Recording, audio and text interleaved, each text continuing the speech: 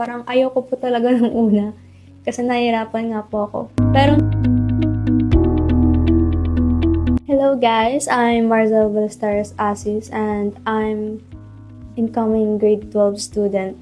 And nalaman ko po yung LTA from my father po kasi nag-enroll na rin po siya dito. But sadly, di po siya natuloy hanggang senior kasi need na po niya bumalik sa abroad that time. So, ang naisip po niya is instead na siya, ako na po yung magtuloy. Hindi po talaga niya ako tinutulungan sa mga, ano po yung pinagdaanan niya simula freshman to sophomore kasi ang gusto niya po is ako mismo yung makakaalam nun. And malaman ko po na kung gaano po kahirap talagang matuto or pumasok sa pag-trade nang walang alam po. So, that's why he enrolled me dito sa LTA to gain more knowledge po. Zero knowledge po ako kaya gulong-gulo po ako nung freshman. Sabi ko, paano ko po babasahin yung chart na yun? And sabi ko, anong candlestick? Eh, ang nakita ko lang po is, yung pag ganun lang as in. Tapos nung zinom po nila, doon ko po talaga nakita na mukha po talaga siyang candles. And hanggang sa matapos po yung freshman, may natutunan naman po talaga ako. And na-enjoy ko po siya. Discipline po talaga. Kasi naririnig ko rin po sa iba na para masusunugan daw po sila kasi FOMO nga po, ganun.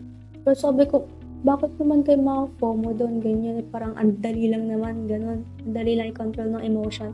Pero nung natry ko po siya, doon na po talaga nag-sink in sa akin na mahirap pala talagang makisabay or parang na-FOMO ka na rin. Nararanasan mo yung mga nararanasan ng ibang tao, ganyan. Kaya kailangan i-consider mo rin talaga po yung ibang na-experience ng tao. Nalagpasan ko po yung kada course and mostly yung may napapresent po kada defense. Kasi doon ko po nalaman kung ano pa yung need kong i-improve sa kada gawa ko po ng setup, sa execution, mga ganun. Magagamit ko pa po yan in the near future and parang ito po yung fundamental or yun nga po, parang pundasyon ko before ako mag-aral pa ng husto after ko mag-graduate po.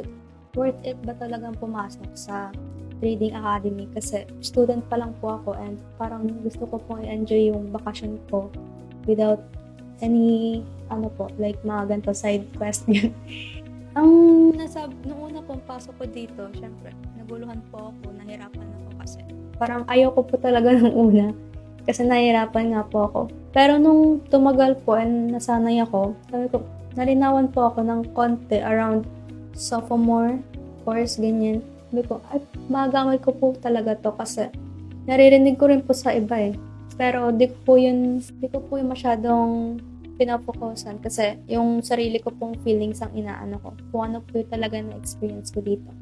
I'm Marzel Ballesteros Asis, a LT8 graduate batch 20. Don't just watch others succeed in the market, be part of it. Enroll now at Legendary Trading Academy and start your journey today.